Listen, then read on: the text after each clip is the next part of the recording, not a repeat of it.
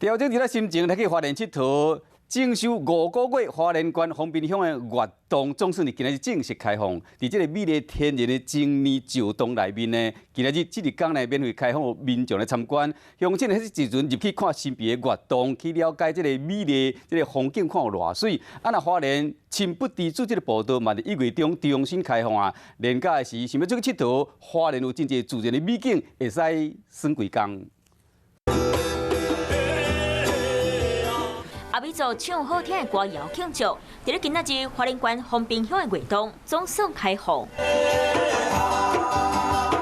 丰收的天，可以当欣赏海景。去年10月整修的月洞，过5个月，搁一摆定开放。民众想要来这看真水风景，会当把握今仔日免费参观的机会。 因应我们轻开园的部分呢，我们有免费乘船的部分，所以是到领号码牌，然后领完之后是到我们的下午大概4点半左右。